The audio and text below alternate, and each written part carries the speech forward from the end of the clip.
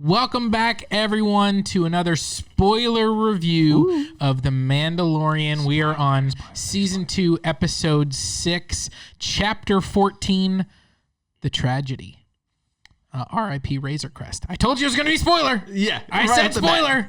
I said spoiler. He did. He did say spoiler right off the bat, guys, so we're not going to recap the episode. We don't go through all the beats of everything. We just kind of talk about, the episode itself. We assume that you have seen it if you are here.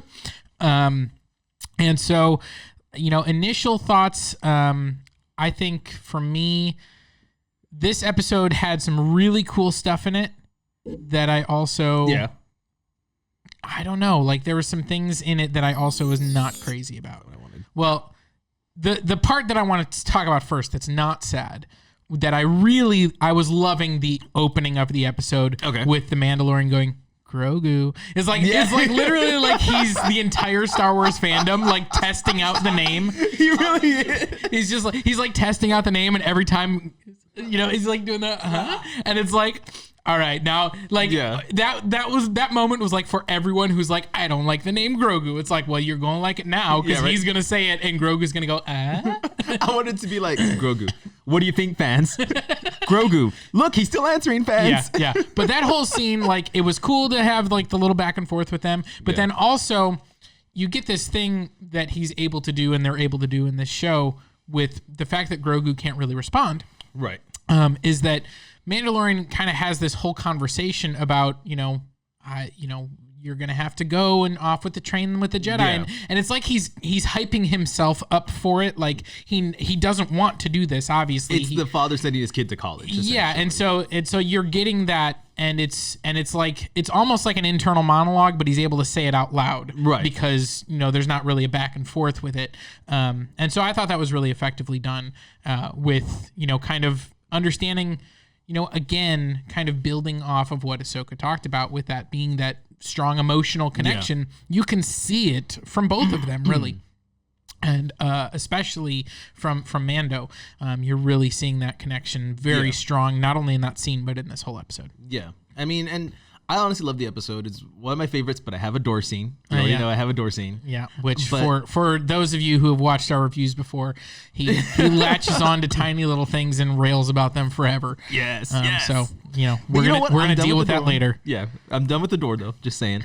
But I love... Now, Robert Rodriguez did direct this one. Yep. One of my favorite directors. And he was not initially supposed to direct. He actually gave an interview this week that he was kind of called in at the last minute, that he's friends with Jon Favreau, and Favreau called him up and was like, hey, I need someone for this episode. Will you come do it? And like his quote is like, you want me to come play in the Star Wars of my childhood? Like, yes, I will do that. Of course he's going to do that. So yeah, but coming in at the last minute, and he directed an action-packed episode. He really did. That I think had a lot of really cool moments. It really did. I think, again, Robert Rodriguez, if you want action, you go to Robert Rodriguez.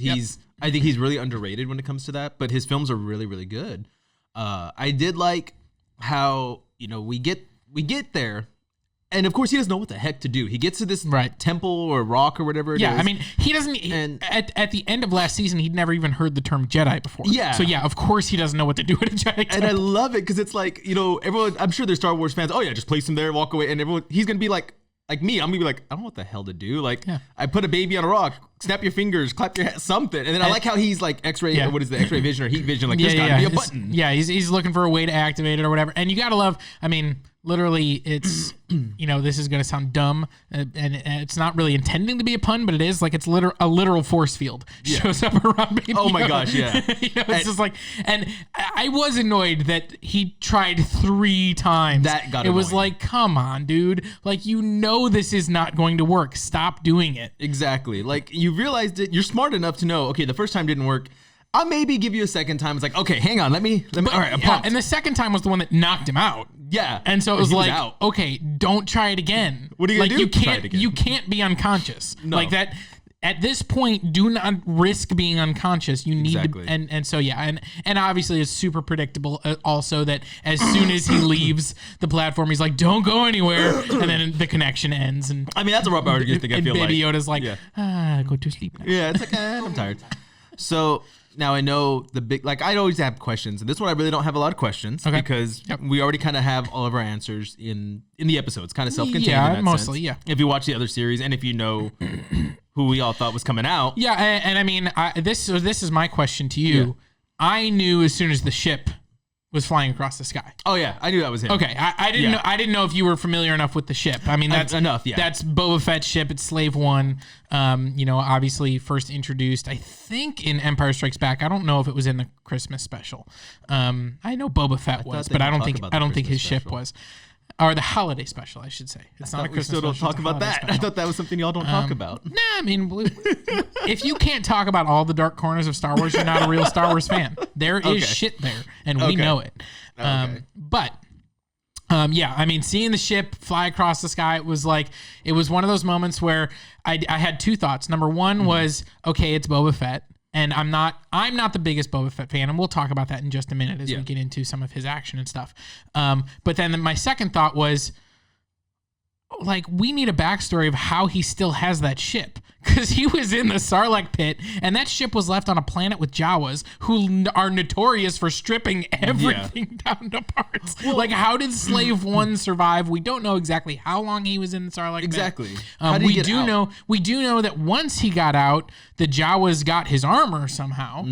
We don't know exactly how that happened. Did he sell it to them? Did they take it off him because he was unconscious or something? Yeah. Like, we don't know how they got his armor, but then we know Cobb Vanth got it. And then again, I have another question where I go, why didn't he take it from Cobb Vanth at some point? Like, why that was the marshal, right? Or the yeah, from episode 1, Timothy Oliphant. Okay. And it's like, why did he wait until Mando had it and then track him to get the, like, I have a lot of questions, and I know, like, we may not get all the answers in The Mandalorian. We may not get them in a live action show. Maybe they'll reveal it in a book or a comic or something. Yeah. They will give us those answers, but I had a lot of questions about how did Boba Fett get here with his ship, right? And why didn't he get his armor sooner? Like, right. So there was a lot of questions surrounding Boba Fett for me. And I give you that because I was the same way. Like, but I was more of Boba Fett. Now again, the casual fan, I saw him fall in the Sarlacc pit. He's supposed to be dead. Like, that's it. And all of a sudden, here he is.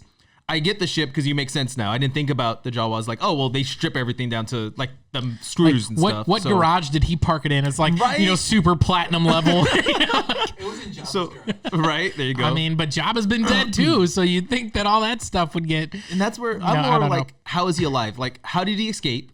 Yeah, and then they hinted at that in the very first episode because they talked about, like, the crate dragon that they were fighting. Did you say the crate dragon ate him? Well, so they were saying the crate dragon ate that was living inside an abandoned Sarlacc pit, and they were like, there are no abandoned Sarlacc pits, and that's where they say, well, if a crate dragon eats one, it's an abandoned one. And then we do know, because we saw Mandalorian, the way he defeated the crate dragon, he was able to fly inside of it, so we know that Beskar armor was able to protect him. Right. So my ongoing theory, which I don't know if it'll be confirmed, is that yes, a crate dragon ate the Sarlacc that Boba Fett was trapped in. Because he still had his armor on, he was able to survive within the crate dragon and somehow escape that.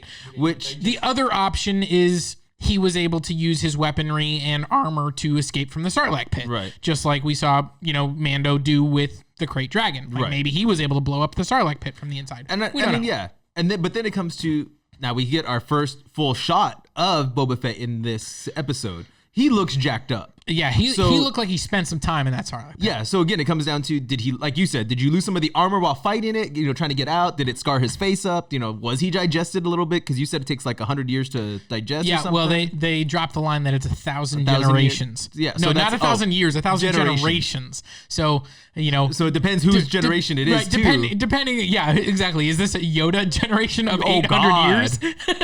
Oh, my God. I didn't think about it.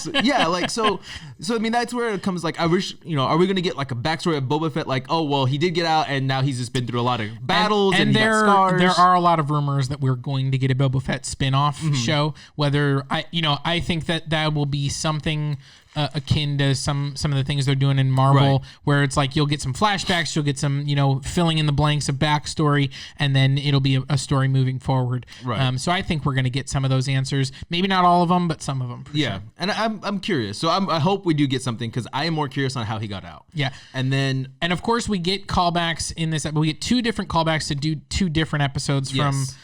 So we get the return of Fennek Shand, who is played by Ming-Na Wen, and was the sharpshooter that Mando was kind of recruited to capture, and she was presumed dead, but at the end of her episode in season 1, we saw like the foot show up, and obviously that was Boba Fett. She now has like a cybernetic implant keeping her alive. That was cool looking though. Yeah, I did like cool. How they did that. And then the other callback we get is to the prison break episode, like which I know we talked about. I was like, that episode felt so out of place in season 1. They had to be bringing stuff back. They are. We're going to spend some time next episode. I hope it's not the whole episode. I hope it's like a quick, maybe 5-minute action scene breaking out Bill Burr and getting him recruited onto the team, and he's probably going to be pissed off because he was left behind by Mando in this prison ship. Now, Mando's probably going to try and sell it and be like, listen, I brought the other guy back and he got blown up. Yeah, so your choices were stay in prison or get blown up. Exactly. What would you prefer? You're alive. Thanks. You're welcome. That's what you say. Right. So here's the thing. So I know we're getting into it now. Yeah. So you are questioning Boba Fett's motives. Well, so this is the thing with Boba Fett is that number one, we've never seen him be the badass that apparently he was. I mean, like in Return of the Jedi, you kind of get Han Solo, doing the, Boba Fett, where? It's like he's got a reputation. Apparently they have a history. It was explored a lot in Legends. It hasn't really been explored much in canon. But honestly, we saw him track the Millennium Falcon to Cloud City, and we saw, Darth Vader tell him no disintegrations, which is a cool line, but also like, okay, what does that mean? Yeah. And then we saw him, sort of battle Luke for a brief moment, almost maybe like he was able to tie him up, but then he got knocked into the Sarlacc pit by a stick with a blind guy knocked him into the Sarlacc pit, and it was like, that is the worst death ever. And so it was Stick from Daredevil's comics who trained Daredevil. He was on that little thing. It's one of those things where it's like, he kind of had like this bumbling fool death. And so we've never seen him be the badass. Yeah. And even going back in like Clone Wars, they did bring in Boba Fett and he was like a child and he was just a whiny brat. Like he annoyed the heck out of me. Oh, because he would be young at that point. And so I like Boba Fett has never been one of those characters that I really latched onto. Yes, the armor looked cool, but the character itself was always kind of lame. And so it seems like they're trying to address that and be like, no, look, he is a badass. And then on the one hand, I'm like, okay, like we know he had this reputation, so he had to be a badass. Yeah. But I'm also just like, I kind of like my Bobo being an idiot. Like I'm kind of okay with that. Bebop and Rocksteady of the Turtles. And so that moment that he says I was aiming for the other one, that was so dumb. Which for you is dumb. For me, I'm like, yeah, he was aiming for the other one. He missed because he's an idiot. Like your body's the idiot. I'm okay with that. But it is one of those things where he's like that. He's like the Rain Man of Bounty Hunters. Right. Yeah. He's like so dumb. He's like super smart. Yeah, right? I don't know. So Boba Fett, is not one of my favorites. They did show him off, although again, this is another one of those things where I'm like, man, why is he fighting all these stormtroopers with a stick? It's like I love it. It's super cool. Don't get me wrong, but it's like you have a blaster. Like why are you not shooting them? And it's too bulky to use the rifle. Yeah, but he doesn't have a pistol. Come on. He didn't have a pistol. No, he didn't have one on him at the beginning. He didn't get it until he got his armor. But it's also like, why not? Why don't you own a pistol? Here's my thing. It's on his armor. Everyone, now I know I have a lot of Star Wars fans on my page. Yeah. A lot of them are ranting and raving, oh, this is the Boba Fett's Justice where he's beating all these stormtroopers up, right? Yeah. And he's going nuts on those stormtroopers. It looks cool. But they're stormtroopers. We've already shown how ridiculously easy it is to beat them. I'm not afraid. I feel like I could go fight them. Yeah, let's talk about stormtroopers for a second. I mean, this has been the joke since Return of the Jedi with the Ewoks. Like, what is that armor for? Because it doesn't stop blasters. It doesn't stop sticks. Obviously, it doesn't stop that. It doesn't stop anything. It is completely pointless. Number two, they can't hit anything unless it's covered in Beskar. Because once again, the only characters that they hit are ones that are covered in Beskar. Poor Mando. And so it's like, because there was like 60 of them shooting at the same right, time. they You only see one bullet hit. They and can't the hit guy anything, you know. And then on top of that, like, how little does the Empire care about? Like, they had the capability to blow the Razor Crest out of the sky, which they did. And so it's like they Bye-bye, literally Razor Crest. just sent down 30 stormtroopers to die to distract them. It was Right. like there was no reason See, for them and to then send them down. My point is this. You know, first of all, and I love the high ground comments. You know, I have the high ground. It kind of shows up here too. They had the high ground. They're just murdering these stormtroopers. And you have that. I guess he's an officer, the one with the orange thing on his shoulder. Yep, mhm. And he tells the guy go, and he's like, I don't want. Like, I know I'm gonna die. He like turns and he's like, there's too many. Boom. He just gets- Go. Well, someone else go. It's Right, like yeah, you yeah. know they're gonna die. Like. Why are you doing this? Like you said, called out. Hey, I need artillery fire on this position. Yeah, I bam, mean, blow it up. Okay, exactly. cool, it's dead. It's like they're literal just cannon fodder. And They so, really are, and I feel bad, but that's why when people were like, "Oh, this is the badass Boba Fett," I feel I could go take a stormtrooper on right now. Yeah. Like screw it, give me a gun, give me a bat, and I'll go kill a bunch of stormtroopers. I know I can do it. And it was one of those things where, again, it's cool action, but it's also like there was not a moment at any point during that fighting where I was concerned for Mando, Fennec, or Boba. I was Exactly. like, none of the three of them are going to get taken out by these stormtroopers. No, not even a random blaster fire. Would And hurt so them. it was like the moment that surprised me was the blowing up of the Razor Crest. Oh, yeah. That where I threw me was off. like, what? Like, I can't Yeah. believe they just did that. And of course, Boba Fett's like, I'm going to get my ship. Like, I'm not going to let that happen on my ship. I'll be back. He's out. And then you have the moment, your door moment, Yes, as my Mando door moment. runs up to try and So- catch baby Yoda, Grogu. Go into my door moment. So do it. when they first show off Boba Fett, you know he has Yeah, they the have that sniper. little. They have Yeah. the little standoff, and He- very short. Yeah, very short. And he tells Boba tells Mando to take off your jetpack. Like I Right. thought that was kind of odd, but I get it. I get where they were going It's with a it. huge advantage in Yeah. fighting. Yeah, And you so know, it's clearly who- it's like Who was it? If, Was it Roosevelt that said who controls the skies controls the war? yeah, I think it was like so Roosevelt. It's So I get it. basically take off your jetpack. I can take you Yeah. if you don't have your jetpack. on. Exactly. Yeah. And I get that, so I'll Yeah. give him that.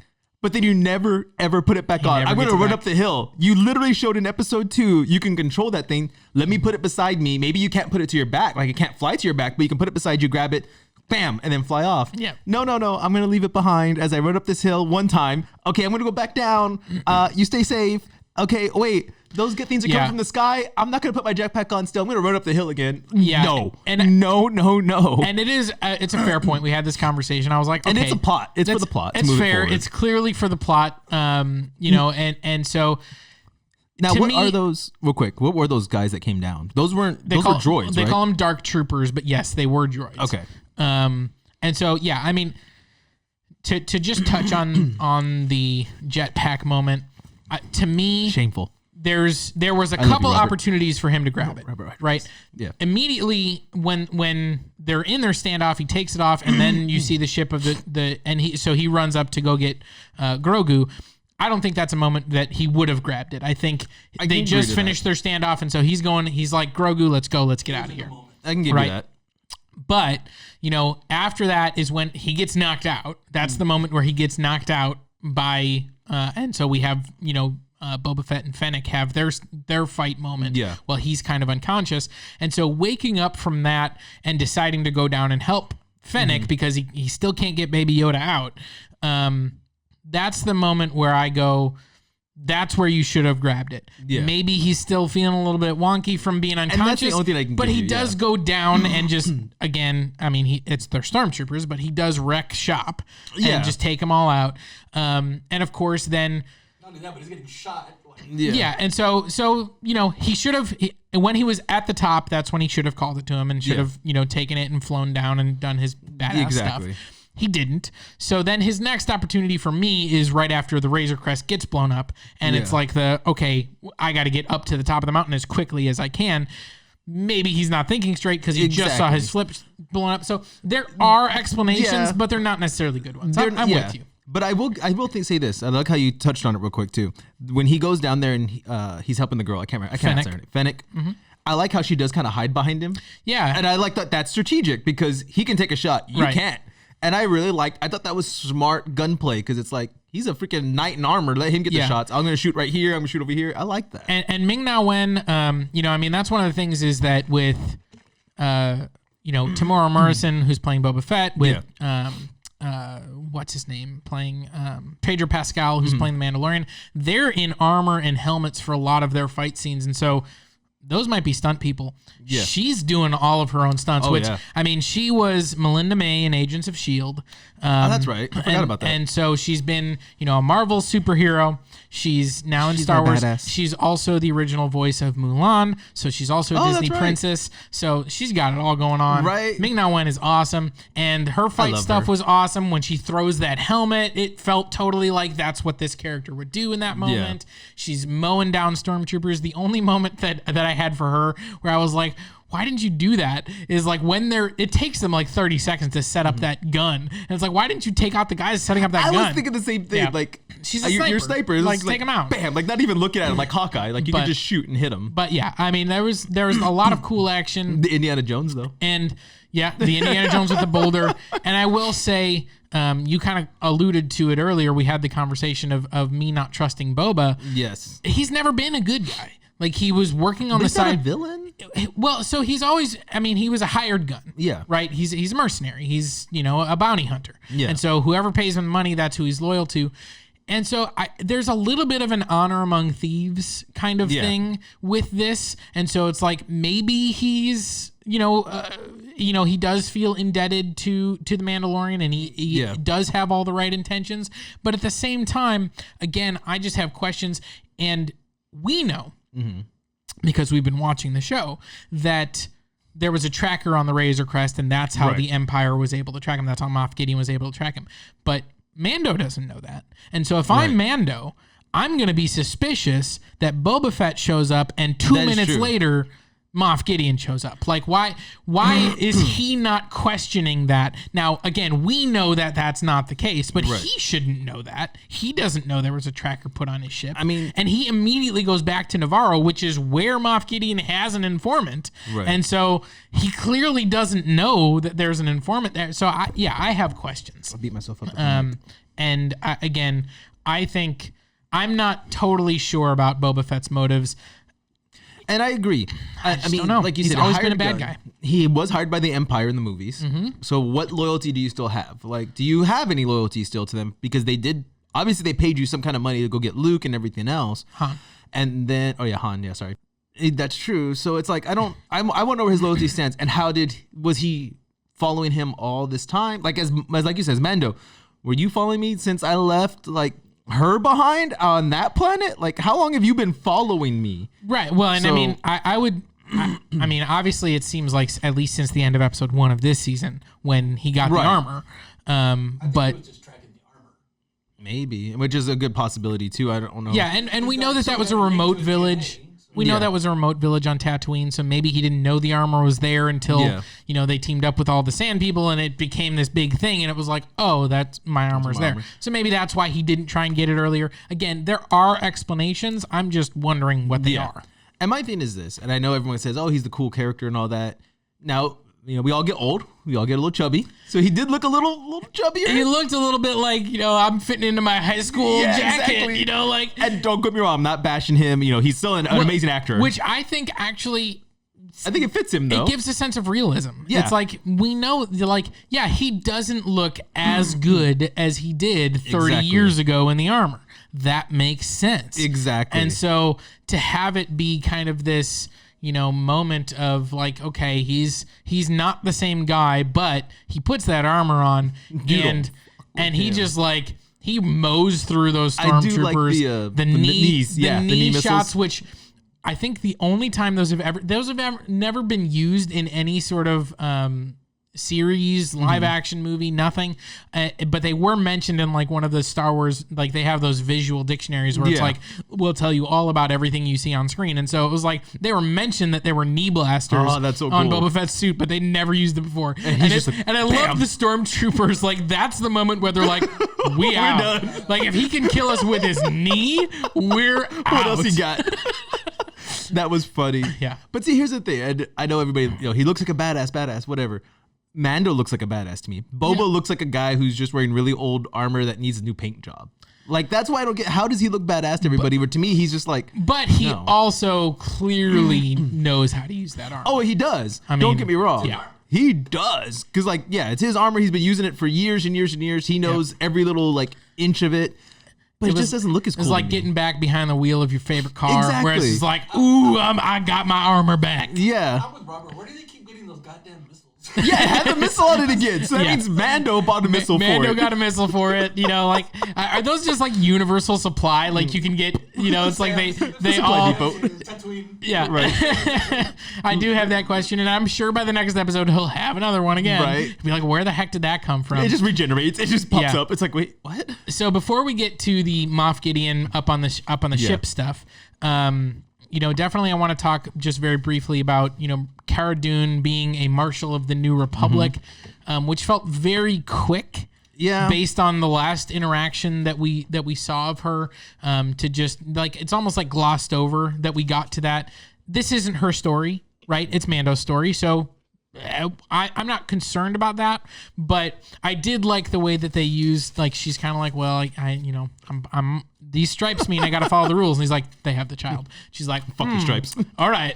Like, right? we're on this. Like, don't worry. I'm with you. That's every fan right there. Oh, you need help? Hang on. Yeah, exactly. Everything else is gone. So I like that. And then, you know, I do want to talk about, obviously, I think, you know, a little bit of speculation here. So I think our cliffhanger for the end of the season is going to be the Jedi showing up. That whoever Grogu was calling out to, I think they're not going to show up until the end of episode 8. That's going to be our season 2 cliffhanger. And it's either going to be someone who's instantly recognizable, where we go, oh my gosh, that's Luke Skywalker. Or it's going to be someone we have no connection to, and we're going to have an entire season going, you know, an entire off season going. Who the heck is this character? And there's going to be tons of theories and tons of like. So it's one of the two, and I don't know which one. I really don't think it's going to be Luke. Like, that would shock me. I'm kind of hoping if they brought in Luke. And Mace Windu would be crazy, and I wouldn't hate it. I just want to see Samuel Jackson with the purple lightsaber again. Like, I would just like to see the purple lightsaber come on, and I'll be like, oh, it's Mace Windu. So here's my question, though. Yeah. Before we get into the ship, there's 2 questions I want to ask. Okay. Who would you want to see as the Jedi? And I know I've commented this once already. If maybe we're going to show like something with the Grand Admiral Thrawn, and he's like, oh, you failed me, or yes, you've pleased me, or something, you know, to Moff Gideon. Yep. Who would you want to see play the Grand Admiral? Yeah. And what Jedi do you want to see? Personally. So I'll talk on the Jedi first. Personally, who I want to see is Luke Skywalker. Of course I want to see Luke Skywalker. Luke Skywalker's awesome. And I would love to bring him into this. And I think that we have the perfect actor to play him. Sebastian Stan, right? Sebastian Stan looks exactly like a young Mark Hamill. He does. When I saw that picture, someone, like a fan made one, I was like, yep, sold. I want Luke Skywalker. Okay. I don't think it's going to happen. And so if it's not going to be Luke, I do, like, I would be okay with Mace. But I would like for them to just give us somebody brand new that we don't have any connection to, even in the shows. Nothing like, man, this is a character we didn't even know existed. That would be cool. I don't want Ezra. I've never been a big fan of Ezra. I didn't like Rebels was a tough show for me to get into because I didn't really care for most of the crew that we were on our journey with. I liked a lot of what they were doing, and I liked some of the other characters that got brought in, but I never really connected to a lot of the crew members themselves. Right. And so that was a tough show for me to get into. I wasn't a big fan of Ezra.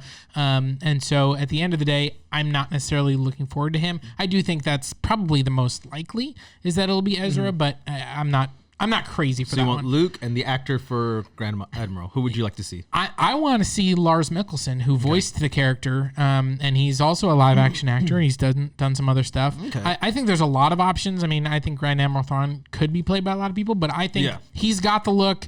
Obviously, he's got the voice because he's already voiced him. I see no reason why we wouldn't just do Lars Mikkelsen. Okay, that makes sense. Brother of Mads Mikkelsen, who was also in Star Wars Rogue One. Dang. Okay. See, and I mean, obviously, I want Mace Windu. I want to see him again. Sure. But the actor, I'm going to say the one I sent to you, Tom Cavanaugh. I think he plays Thawne in Arrow universe. He plays, I forgot what the professor's name is in that show too. Now I'm drawing a blank. But he's the main villain in season 1, and then he's just a recurring actor that he's helps been him in a out ton in of like stuff. 2 or 3 other seasons. I've even seen him on stage when they did interviews with him. His face looks like him. I think he didn't he play. This is gonna be a weird reference. Didn't he play Zach Braff's brother in Scrubs? Isn't that, is that him? Okay. He did. I'm like, I've actually just been recently. That's been my like, I don't want to pay attention show, and it's just on in the background. I'm watching Scrubs. That's Bob's Burger for me. And I actually haven't even gotten to any of his episodes yet. But I'm like, wait, isn't that's Tom? Yeah, Cavanaugh? that's him. Yeah, I think he's an amazing actor. He's very, very talented.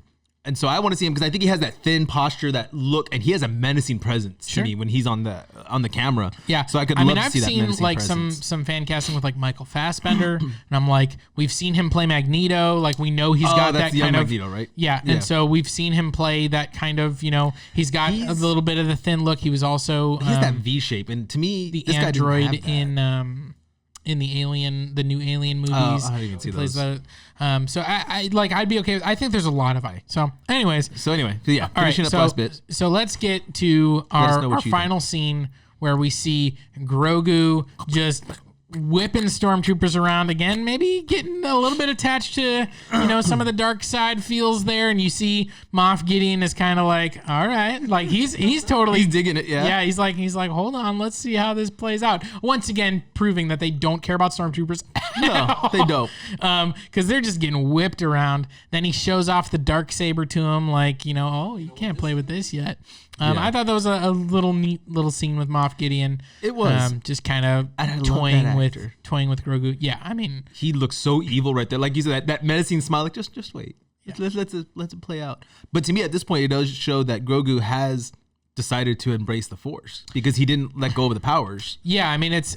I think that being on the Seeing Stone and sending out his call, that's clearly represented a shift where now he's more connected to his powers and more willing to use them. So my last question is, how many itty bitty baby tiny handcuffs do they have? Because I mean, he's like, put the handcuffs on, and I'm thinking like, we have adult handcuffs obviously, but they have these little itty bitty ones. I'm like, did you who carries that? Well, somebody that's hunting a Grogu. I guess so. Like literally, they know what they're trying to capture. It was just so funny to see these little itty bitty they're finger traps for me and you, and it's just like. Okay. I will say the Dark Troopers, which we'd kind of touched on, they look super cool. They look amazing. We didn't see them do anything other than fly in this episode. If you were gonna ask me what I was disappointed by in this episode, I would have liked just a brief firefight between them to just show off what they could do before they take off. Or what? I don't know. We haven't seen them. And so that's what I wanted to see them do. I'm sure we'll get it in later episodes. Yeah. But I would have liked for maybe Fennec and Mando to get to the top just before they grabbed Grogu so that we could have just a quick firefight. They could still grab him and fly off and still get away, and they could still have everything else. But it would have been cool to see maybe, them dodge a couple of shots from them, and return fire a couple times, maybe hit him with something that knocks him over where it's like, oh, that's more than just a regular blaster. And then they take off like that. I would have liked to see that just so that we could see a little bit more of what they can do. Yeah, that would have been cool. I didn't know if they showed them off in the shows at all or not. Mm-hmm. No, we haven't seen these before. Ooh, that's kind of cool. I'm sure we'll get something new. Yeah. Obviously, going into next week's episode, we've only got 2 episodes left. Next week is going to be directed by Rick Famuyiwa, who did 2 episodes in season 1. He did episode 2, the one where Grogu first uses force power with the Rhino thing. Oh yeah. So that episode where Mando was fighting off the Jawas and doing that whole thing, and then he also directed the Prison Break episode. So he has some familiarity with working with those characters. Is Kevin Smith doing one this season? I thought there was talk he was. If he is, he's doing the season finale because he has not done one to date. Okay, I wanted to make sure because I thought I had heard he was doing one. It's quite possible. I don't remember if he is or not. I mean, I want to see that. And I don't remember who's doing the final episode because I think we've gotten through all of our confirmed directors. I don't think Kevin Smith was a confirmed one. I could be wrong, but I think we've gotten with Famuyiwa's next episode. I think that's gonna hit everyone because we've had Favreau, we've had Bryce Dallas Howard, we had Filoni, we've had Robert Rodriguez now, and so I think that I'm looking forward to that next episode. It'll be really interesting. I'm excited. I'm trying to see if he doesn't say. We didn't get Grief Karga. We didn't get Carl Weathers in this episode, so it'll be interesting to see if he's part of that team too, or if he's going to stay behind. It'd be nice to see. Yes, he directed an episode as well. He directed the one that he was in. Yeah. So it'll be interesting. Like he's once again putting a team together, just like he did at the end of season 1. Yeah. So we've got Boba Fett, Fennek Shand, Cara Dune. They're going to get Bill Burr's character, the Imperial sharpshooter from last season. I'm assuming get the Marshal. I'm assuming. Yeah, I don't know if they're going to try and get Timothy Oliphant, the Marshal from episode 1. Obviously, he won't have his armor because could still be a badass. Boba Fett has the armor now. Yeah. So we don't know what. That'd be a cool interaction though. Like that could be. Back and forth a little bit. We don't know if Bo-Katan's going to show back up, if he's going to go try and get Ahsoka maybe and pick her up. That'd be a huge team right there already. And so, we don't know who all he's going to try and get, but we know, at least because they dropped it, that the reason he's going to go get Bill Burr's character is because apparently he can find the ship that Moff Gideon has, the light cruiser. I wonder if any of the other characters that he left abandoned are also serving out their sentences. So I think there was 2 other guys. There was the big demon-looking guy that was voiced by Clancy Brown, I forgot about him. And then the girl, the Twi'lek girl that actually was the same actress who did. She was Tonks in Harry Potter. Yeah. She was also in Game of Thrones. She was like the wildling that ended up looking after Bran, and all them. So, Yeah, that's her. And so it'll be interesting to see if either of the 2 of them show up also. Yeah. We don't know who all is going to join this crew, but I am assuming that by the end of the season, we're going to have Grogu and Mando reunited. Moff is going to be defeated but not dead, and that we will know who heard Grogu's call. Yeah. Those are my. That's what I think we're going to have by the end of the season. Yeah. Bo-Katan is after that black saber. They dropped that. So whether that's going to be addressed in this season or next season, don't know. Yeah. We're gonna get Ahsoka, either in a spinoff or in this show. We're gonna get more Boba Fett. Obviously, he's gonna be in the next episode at least. Right. And we'll get, I think, probably a spinoff with him also. So there's a lot of good stuff coming to Disney Plus. It really is. The Mandalorian. I wore this shirt specifically because R.I.P. to the Razor Crest. We will get another ship. I think that was a kind of a sweet moment to have him get the ball out of the wreckage. Oh yeah, where you're like, oh, there's that connection once again between him and Grogu, and then the Beskar spear, which we've already seen that battle Ahsoka's lightsaber. So is that what he's going to use to battle Moff Gideon? Yeah, because Boba Fett didn't want it. Right? Because he says we're still in debt. He wasn't offering it to him. I thought he was just showing it to him. I thought he offered it for their service. He was just saying this is the only thing that survived, and he was like, oh, Beskar, but that was not an offer. To help him. No. Because I know he said that we're going to still help you because our mission isn't complete yet. Right. Which again is kind of that honor among thieves thing. So hopefully Boba's. But it was interesting that I think this was the first episode, at least of this season, where Mando wasn't recruited into someone else's mission.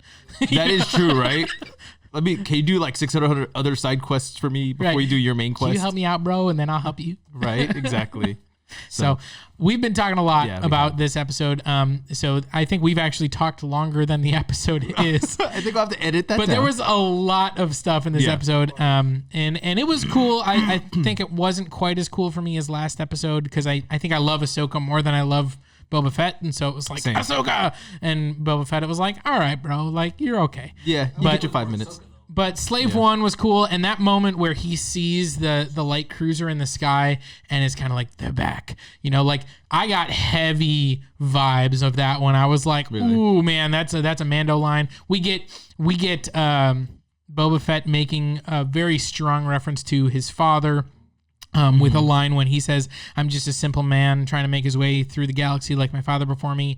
In episode 2, Attack of the Clones, Django says something very similar to Obi-Wan where he's like, I'm a simple man trying to make my way through the universe. Wow. Okay. And so it's clearly a callback to that. And so I thought that was interesting. That's cool. I didn't even know that. So anyways, those are our thoughts. We want to hear what you think down below. Make sure that you comment, keep the conversation going. What are your speculations? What do you think is going to be happening? Did you love Boba Fett returning and turning into the badass that they've always told us he was, but we never actually saw? So like, comment, subscribe. Again, for Get Your Geek On, that's Aaron, I'm Robert, and we'll see you next week with another review of The Mandalorian.